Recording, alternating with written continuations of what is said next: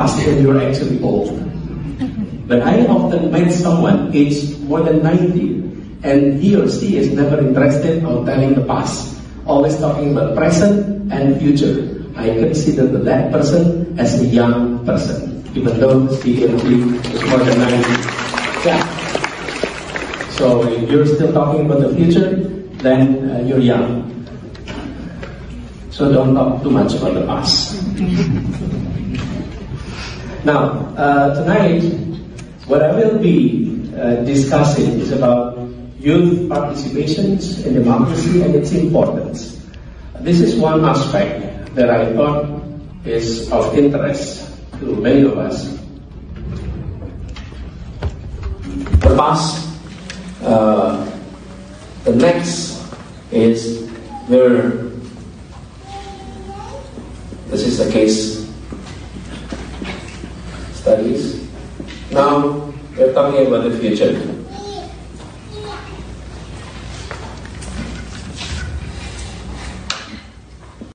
Important. Itulah kelebihannya Anies Baswedan ya. Sebagai seorang PhD ya, dan lulusan Amerika Serikat, bahasa Inggris baik karena pernah 1 tahun ketika SMA ya, program pertukaran pelajar ya, apa waktu itu namanya ya, sehingga tidak heran kalau dia memiliki kemampuan komunikasi yang baik. 6 tahun di Amerika kalau tidak salah, menyelesaikan S2 hingga PhD. Dan ya karena berkemampuan berbahasa Inggris yang baik itulah kemudian dia memiliki kesempatan untuk diundang di luar negeri dan lain sebagainya. Apalagi kemudian ditambah title sebagai calon presiden Republik Indonesia, negeri dengan jumlah penduduk 270 juta jiwa. You can imagine ya. Tetapi yang jadi masalah adalah kok kalah pun diundang. Bayangkan, saya membayangkan kalau dia menang itu, maka dia akan bisa menjadi apa istilahnya ya, barangkali dia akan punya kesempatan untuk berbicara di forum-forum internasional sebagai global leader. Apakah hal yang sama tidak bisa dilakukan Prabowo? Bisa, cuman bedanya Prabowo too old, kelihatan tua, jalannya susah. Kalau dia kan young and dynamic ya, dengan retorika, dengan senyum dan lain sebagainya. Itu jauh lebih mengesankan. Ya seperti Macron lah.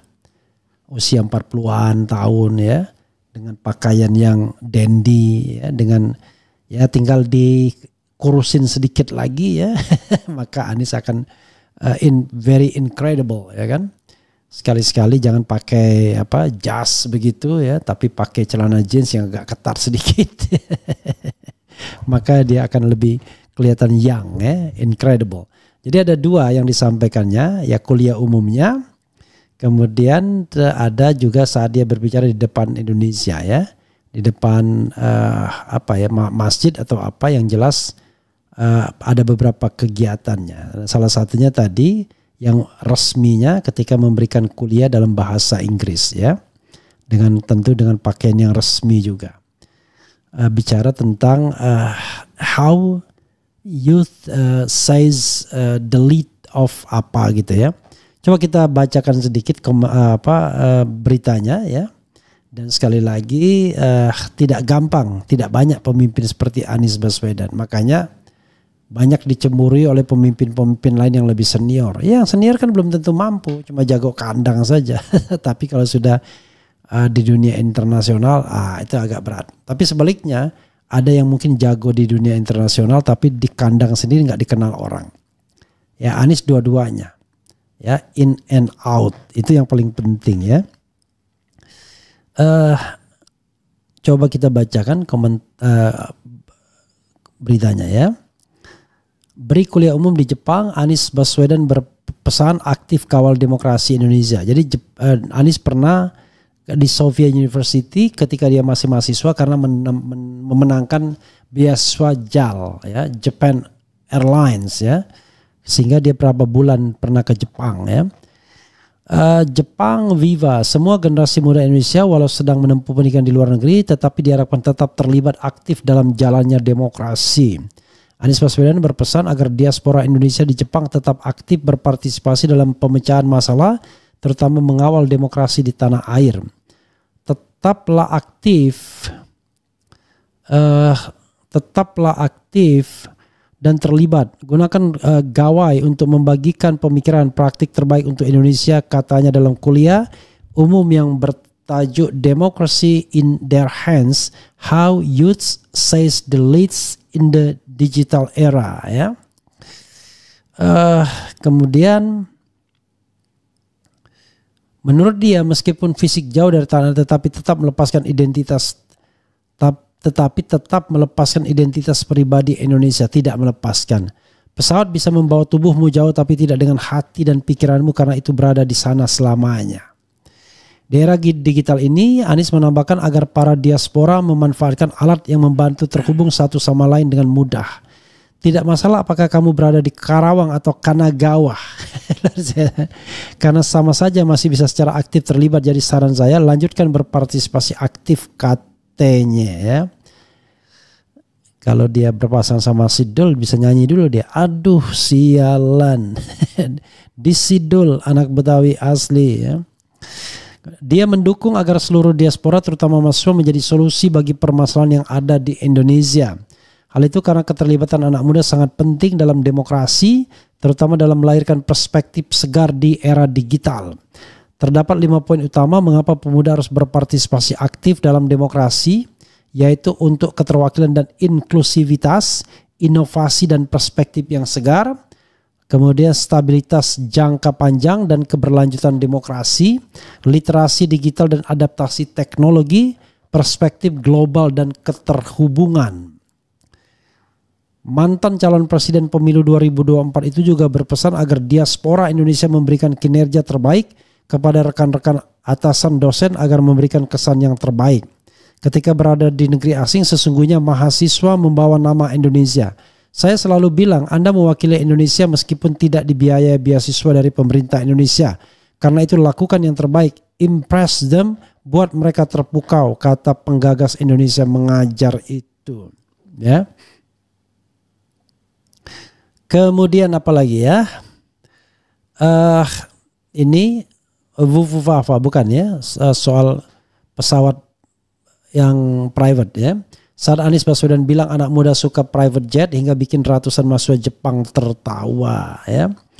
Mantan Gubernur DKI Jakarta Anies Baswedan diduga menyindir Kaisang Pangarep yang menggunakan jet pribadi saat pergi ke Amerika Serikat. Di hadapan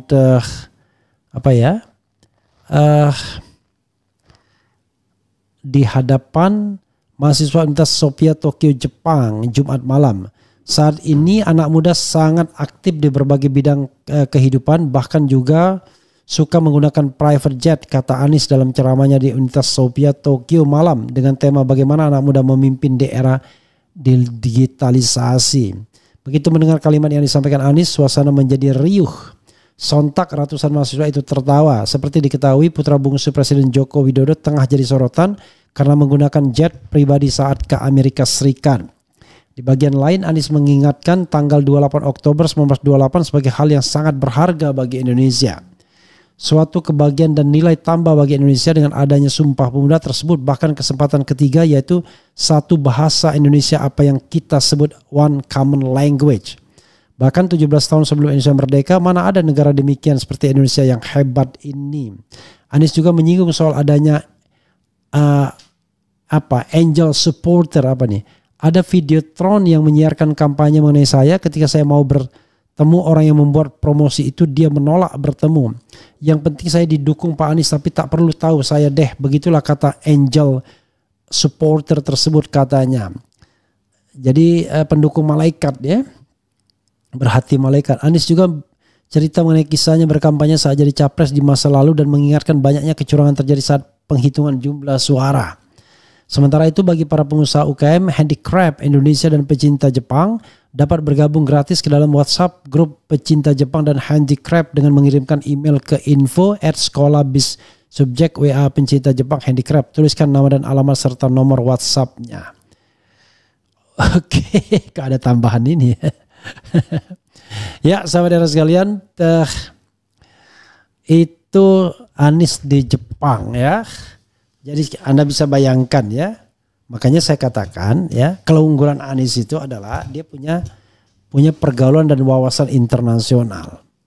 Dan mudah sekali bagi dia untuk diundang walaupun tanpa jabatan resmi. Kalau dibilang-bilang kan, dipikir-pikir dia nggak punya jabatan resmi. Tetapi tetap saja Sophia University Jepang mengundangnya untuk berceramah.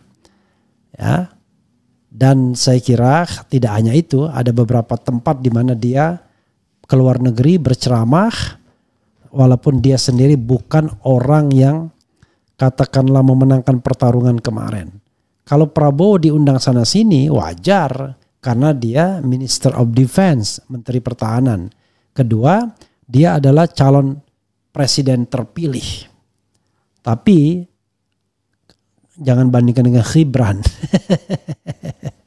Gibran Raka Buming Raka, jangankan pidato di luar negeri ya, pidato di dalam negeri saja belum tentu jalan baik ya kan. Even dia pernah di Singapura, pernah di Melbourne University, tapi kita tidak tahu kemampuannya dalam berorasi dan melakukan sesuatu hal ya. Debat kemarin ada feeding ya, seperti dikatakan Roy Suryo di telinganya. Seseorang memfeeding dia. Jadi sahabat era sekalian, itulah kehebatan Anies Baswedan. Tetapi walaupun dia hebat, saya tidak merekomendasikan dia menjadi menterinya Prabowo. Like misalnya Minister of Foreign Affairs misalnya, Menteri Luar Negeri, jangan. Lebih baik Anda menjadi pemimpin oposisi kalau memang niatnya mau melakukan perubahan di Indonesia. Memang kita kalau keluar negeri memang menyatakan hal-hal yang baik-baik saja tentang Indonesia, kebanggaan ya, being an Indonesian people. Tetapi tentu di dalam negeri kita tahu betul permasalahan kita yang sesungguhnya.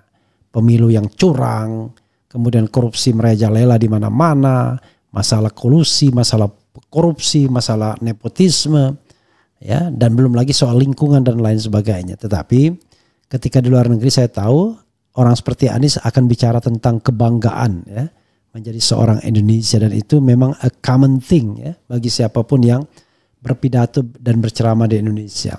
Salah satu yang dibanggakan itu biasanya adalah bagaimana Indonesia bisa take one language as the nation language. Dalam hal ini adalah bahasa Melayu, Malay, yang kemudian menjadi bahasa Indonesia. Tidak diambil bahasa Jawa sebagai bahasa nasional, tetapi bahasa Malay. Nah itu yang luar biasa ya, yang kemudian membuat hal ini menjadi sangat hebat ya di kancah internasional. Jadi saudara sekalian ya, saya ingin menyampaikan memang kalau kita di dunia internasional soal Sumpah Pemuda ini soal yang sangat luar biasa memang, yang bisa kita banggakan karena dengan etnisitis ya, dengan etnis ratusan, tapi kita kemudian bisa sepakat dengan satu bahasa, itu luar biasa.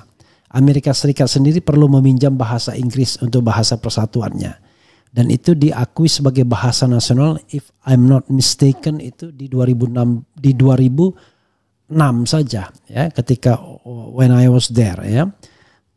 Sebelumnya ya hanya bahasa yang digunakan saja, tapi resmi taken as national language itu baru 2006. Kemudian bagaimana dengan India? India menggunakan bahasa Inggris sebagai the first language karena sulitnya untuk mencari bahasa daerah dia sebagai bahasa nasional. Orang memakai Hindi juga, tapi Urdu juga. Di tempat lain juga begitu. Hanya di Indonesia bahasa nasional, bahasa Indonesia menjadi yang sangat-sangat dominan. Termasuk jasa dari Sultan Tariq Al-Sahbana menggunakan skrip Latin, itu yang membuat kita lebih growing fast bahasa Indonesia. Tapi memang negatif efeknya adalah kemampuan berbahasa Inggris orang-orang Indonesia relatif lemah karena tidak membiasakan bahasa Inggris as the second language ya. Tetapi hanya masih menjadi bahasa yang bahasa pergaulan kelas atas begitu. Oke, sobat era sekalian, coba kita bacakan komentar sobat era sekalian ya. tentunya Anda bangga ya. Harusnya gini nih Presiden Indonesia berkelas. Semoga jadi presiden kami dan semoga istiqomah. Abah kami tetap mendukung Anda untuk pimpin Negara Kesatuan Republik Indonesia RI 1. Prediksi Refli Harun, apakah Jokowi setelah lengser akan sering diundang berbicara di forum internasional bahkan menjadi sekjen PBB seperti yang digembar-gemborkan? Ya nggak mungkin lah jadi sekjen PBB. Anda nih gimana? Kalau mau menjadi sekjen PBB, pertama harus bisa bahasa asing yang baik. Kedua, memiliki kemampuan literasi dan narasi yang baik. Kalau bernarasinya tidak baik ya susah lah ya. Jadi jangan harapkan ya. Dan saya kira nggak akan diundang juga ke luar negeri ya. Kecuali dia bikin undangan sendiri, nggak tahu kita. Memang luar biasa Pak Anies. Coba Samsul suruh bicara di forum internasional, ayo kelompok 58%. Mulyono akan memberikan kuliah di Universitas Gorong-Gorong Antartika membedah tentang Fufu Fafa Go Internasional. Unfortunately